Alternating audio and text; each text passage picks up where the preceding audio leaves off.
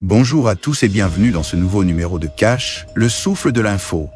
L'actualité d'aujourd'hui sera consacrée au projet extraordinaire que le Burkina Faso et le Mali sont en train de construire et qui pourrait changer la donne pour ces deux nations extraordinaires. Mais avant d'aller plus loin, faisons un petit détour du côté du Ghana, où la Cour suprême vient de donner son feu vert à la loi contre les LGBT. Le projet de loi visant à interdire les activités LGBT et leur promotion est conforme à la constitution ghanéenne, a déclaré Avril Lovelace Johnson, juge de la Cour suprême du Ghana. Dans une allocution, la Cour suprême du Ghana a donné son feu vert à la loi sur les droits sexuels et les valeurs familiales.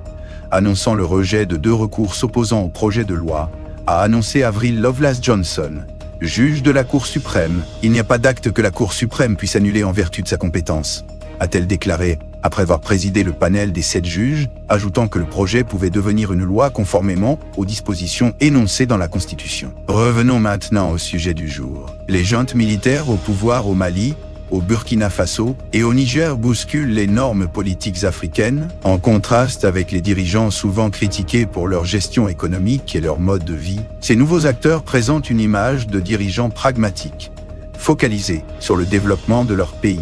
Les événements récents au Mali résonnent comme un rappel que le leadership peut émerger de sources inattendues. Le colonel Assimi Goïta, à la tête d'une transition militaire, a su saisir une opportunité historique en inaugurant la plus grande mine de lithium d'Afrique. Ce projet, fruit d'investissements colossaux et d'une coopération internationale complexe, marque un tournant pour l'économie malienne. Cependant, il soulève également des questions cruciales sur la gouvernance, la gestion des ressources naturelles et les impacts sociaux et environnementaux d'une telle exploitation. L'avenir dira si cette initiative permettra au Mali de sortir de la crise et de garantir un développement durable au bénéfice de toute la population. La cérémonie d'inauguration, dirigée par le général Assimi Goïta, président de la phase de transition, a eu lieu en présence de dignitaires de haut rang, y compris des membres du gouvernement de transition, du président du Conseil national de transition, de personnalités influentes maliennes, de l'ambassadeur de Chine au Mali, ainsi que du PDG de Ganfeng Lithium.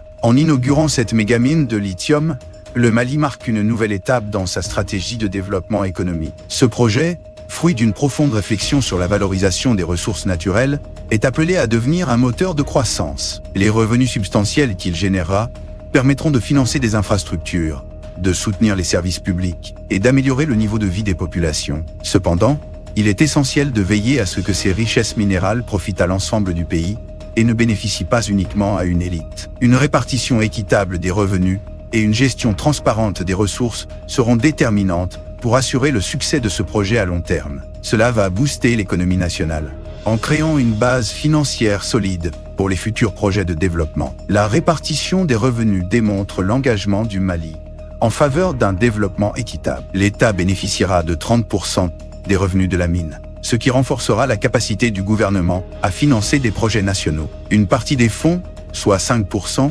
sera réservée au secteur privé local afin de booster l'entrepreneuriat et l'industrie locale. Par ailleurs, un montant de 25 milliards de francs CFA sera alloué chaque année pour financer des projets d'infrastructures sociales essentiels. Cela inclut la construction de centres de soins de santé pour améliorer les services de santé publique, ainsi que la création d'établissements d'enseignement pour soutenir l'éducation des jeunes et le développement de leurs compétences. Ce projet va bien au-delà de l'extraction minière. Il s'agit d'une véritable transformation socio-économique. La construction de nouvelles infrastructures routières va désenclaver des régions entières, faciliter les échanges commerciaux et améliorer la mobilité des populations. Parallèlement, le développement de réseaux électriques fiables permettra d'alimenter les industries, de créer des emplois et d'améliorer les conditions de vie des communautés locales. En misant sur l'emploi des jeunes et en favorisant l'inclusion économique, ce projet contribue à bâtir un avenir plus prometteur pour le Mali.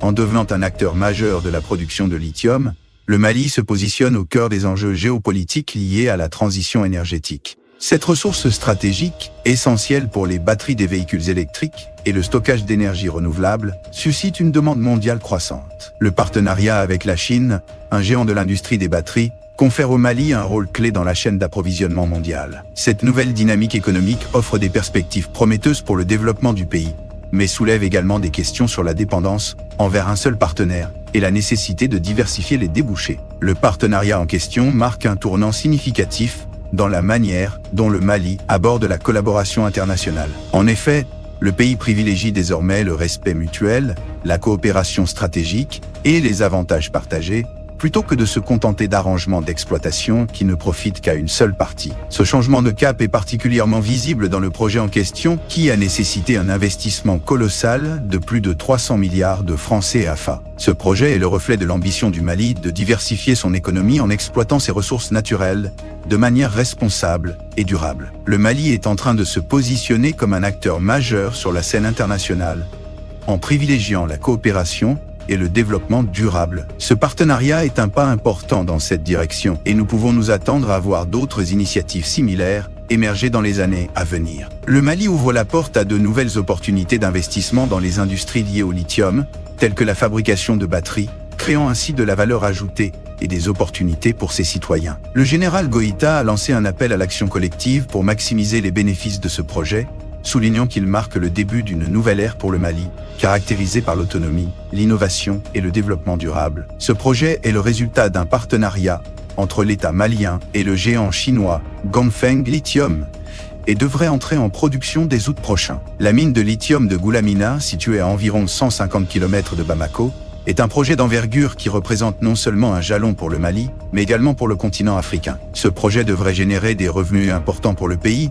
grâce à la production de lithium, un métal essentiel pour les batteries électriques. Le Burkina Faso, sous la direction du capitaine Ibrahim Traoré, montre que l'industrialisation et le développement agricole peuvent être un moteur de transformation économique. Alors que le Mali fait la une des journaux avec ses avancées dans le secteur minier, le Burkina Faso prouve que l'on peut créer de la richesse en développant ses propres ressources. Le capitaine Traoré a fait preuve d'un leadership visionnaire en mettant en place 2 grandes usines de transformation de tomates en un seul mois. C'est un exemple concret de la capacité du Burkina Faso à se développer de manière autonome et à créer des opportunités économiques pour ses citoyens. Le Burkina Faso a franchi une étape décisive dans sa politique de développement agricole. L'inauguration successive de 2 usines de transformation de tomates à Bobo-Dioulasso et à Yako témoigne de la volonté du gouvernement de promouvoir la production locale et de réduire la dépendance aux importations. La localisation stratégique de l'usine de Yako,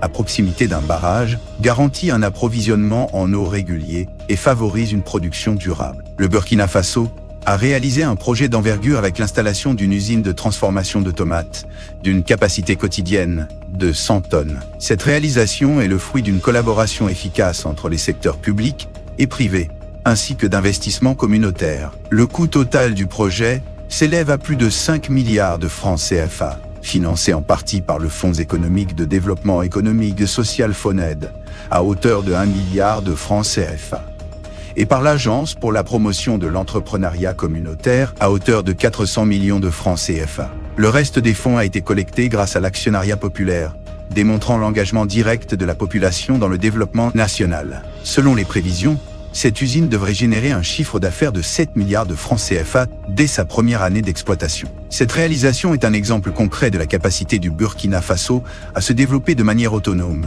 et à créer des opportunités économiques pour ses citoyens. Le projet Sofato va créer 100 emplois directs et plus de 1500 emplois indirects, notamment dans les domaines de la culture de la tomate, de la logistique et des chaînes d'approvisionnement. Cela représente une opportunité significative pour les communautés locales, qui pourront bénéficier de ces emplois et contribuer au développement économique du pays. Selon Aziz Ninan, président du conseil d'administration de Skopka, Sofato est un symbole de la résilience burkinabé et un modèle d'industrialisation durable. L'emplacement stratégique de l'usine, à proximité des régions productrices de tomates, assure un approvisionnement régulier en matières premières et optimise l'efficacité et la rentabilité de la production. Les réalisations du colonel Assimi Goïta au Mali et du capitaine Ibrahim Traoré au Burkina Faso marquent un changement de paradigme dans le leadership africain. Ces dirigeants ont démontré leur capacité à mettre en place des projets qui contribuent au développement économique et social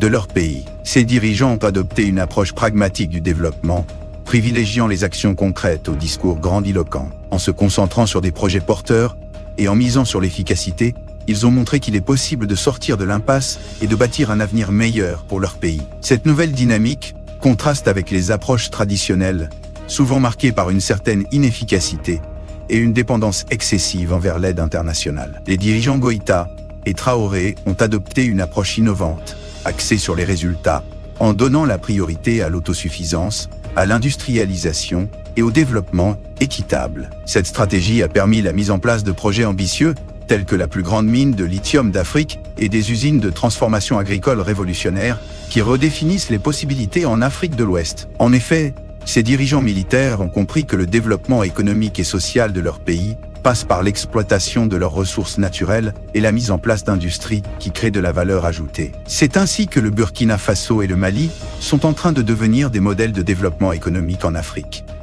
Le Mali et le Burkina Faso sont en train de réécrire l'histoire de l'Afrique. En plaçant la barre haut en matière de gouvernance et de développement, ces pays montrent que l'Afrique est capable de relever les défis les plus complexes. Leur réussite est le fruit d'une vision à long terme, d'une prise de risque calculée et d'un leadership éclairé. Je suis fier de voir la résilience de ces jeunes. Ils luttent depuis 6 ans pour ce projet et nous avons voulu les soutenir, car leur engagement correspond à notre vision d'un développement économique porté par les communautés. L'État burkinabé, à travers la FPDS et l'APEC, a apporté un soutien financier significatif à ce projet, permettant ainsi aux jeunes de le mener à bien. Nous avons choisi de soutenir ce projet novateur porté par ces jeunes parce que nous croyons en leur potentiel et en leur capacité à apporter un changement positif à leur communauté. Ce partenariat entre l'État et les jeunes entrepreneurs est fondé sur la confiance mutuelle. En nous associant à eux, nous nous engageons à assurer la pérennité de cette initiative et à garantir que les bénéfices de ce projet soient équitablement répartis au sein de la population de Yako